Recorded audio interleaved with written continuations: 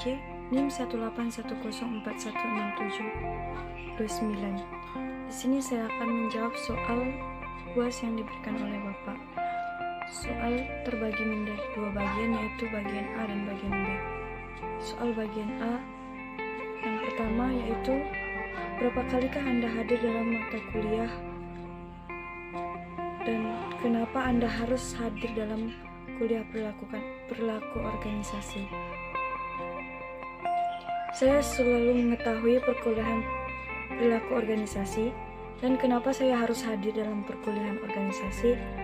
Karena dalam perkuliahan organisasi, saya dapat belajar di mana dalam organisasi mempunyai motivasi untuk beraktivitas dan bertujuan untuk memahami apa yang terjadi dalam organisasi. Soal yang kedua yaitu sebutkan dan jelaskan tugas struktur yang sudah saudara buat dan manfaatnya apa saudara peroleh mengerjakan tugas terstruktur tersebut.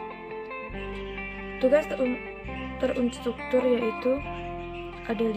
Yang pertama, meringkas materi pengertian sikap, dan kedua, menonton sebuah video dan meringkas ketiga dan menjawab 4 pertanyaan yang diberikan dosen. Yang keempat, menjelaskan dari 3 video yang diberikan oleh dosen, dan kelima, mencari di YouTube tentang analisis lingkungan bisnis. Soal yang nomor 3 yaitu manfaat apa yang saudara peroleh mempelajari perilaku organisasi melalui Google Classroom. Manfaat yang saya peroleh dengan menggunakan Google Classroom adalah di mana kita dimungkinkan untuk melakukan kolaborasi online dan efisien dan mendapatkan banyak pelajaran dalam menggunakan Classroom. Soal bagian B yaitu yang pertama adalah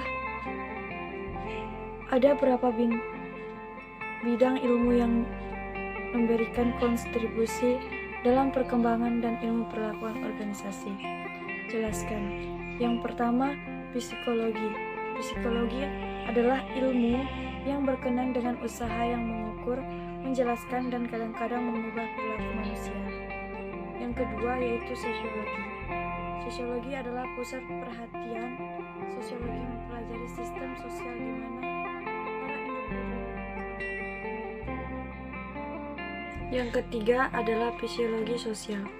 Fisiologi sosial mempelajari perilaku antar pribadi dalam arti berusaha mencari penjelasan tentang bagaimana dan mengapa para individu berperilaku tertentu dalam kegiatan kelompoknya. Yang keempat yaitu antropologi, mempelajari masyarakat untuk mengetahui seluk-beluk manusia dan aktivitasnya. Yang kelima yaitu ilmu politik. Para ilmuwan politik mempelajari perilaku individu dan kelompok dalam suatu lingkungan politik.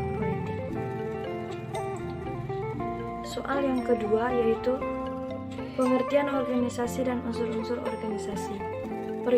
Pengertian organisasi adalah sebuah perkumpulan atau wadah bagi sekelompok orang untuk bekerja sama, berkendali dan terpimpin untuk tujuan tertentu. Organisasi biasanya memanfaatkan suatu sumber daya tertentu, misalnya lingkungan, metode, dan beberapa sumber daya lainnya dalam rangka mencapai tujuan organisasi lainnya. Unsur-unsur organisasi yaitu secara sederhana organisasi memiliki 3 unsur, yaitu ada orang, ada kerjasama, dan ada juga tujuan bersama. 3 unsur organisasi ini tidak berdiri sendiri, akan tetapi saling kait atau saling berhubungan sehingga merupakan satu kesatuan yang utuh. Soal bagian 3 yaitu bagaimana hubungan organisasi dengan manusia. Jelaskan jawaban dengan contoh. Manusia merupakan makhluk sosial yang membutuhkan seseorang atau sekelompok untuk berinteraksi atau berintegrasi. Dalam sebuah organisasi dibutuhkan kerjasama antara para petinggi organisasi dan anggota organisasi untuk mencapai tujuan yang telah ditetapkan dengan baik. Contohnya ialah seperti manusia dituntut untuk saling menghargai, menghormati, dan melakukan upaya lainnya untuk meminimalisir kesalahpahaman antara anggota dan suatu organisasi. Upaya yang sering dilakukan oleh anggota organisasi adalah menjalin hubungan baik dengan rekan kerjanya. Yang keempat yaitu uraikan jenis-jenis kekuasaan yang Anda ketahui, berikan contohnya. Yang pertama, kekuasaan balas jasa. Contohnya ialah di mana kita meminta bantuan kepada seseorang di mana di suatu saat kita akan membalas jasanya. Yang kedua, kekuasaan paksa. Contohnya yang diberikan kekuasaan paksa jika tidak mengetahui pemerintah yang diintrusikan, antara lain pemberian surat peringatan pengunduran gaji dan penurunan jabatan. Kekuasaan rujukan, yaitu contohnya di mana seseorang yang pemimpin banyak karena kepribadian dan karismanya. Soal bagian 5 yaitu apakah yang dimaksud dengan represi. Pada praktek kadang-kadang terjadi kesalahan dalam mempersiapkan orang lain. Sebutkan dan jelaskan kesalahannya. Represi adalah proses yang mengangkut masuknya pesan atau informasi ke dalam otak manusia. Represi merupakan keadaan integrate dan individu terhadap stimulus yang diterimanya. Kesalahan seperti antara lain yaitu halo effect dan projection. Halo effect adalah kecenderungan menilai seseorang hanya atas dasar salah satu sifatnya, yaitu contohnya anak yang lincah atau banyak bermain dianggap lebih mudah terkena penyakit daripada anak yang lebih banyak diam atau santai.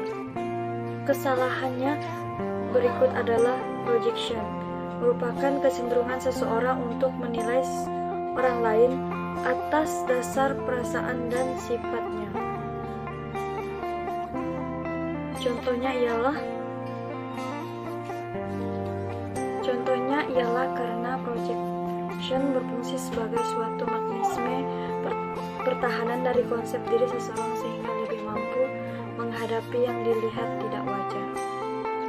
Yang keenam yaitu jelaskan apa yang dimaksud dengan motivasi. Jelaskan tahapan proses motivasi.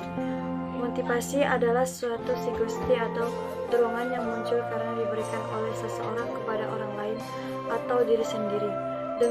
Dengan dorongan tersebut bermaksud agar orang tersebut menjadi orang yang lebih baik dari yang sebelumnya. Tahap dan proses motivasi yaitu proses tertentu. Motivasi berasal dari dua jenis, yaitu berasal dari diri sendiri atau internal dan juga berasal dari lingkungan.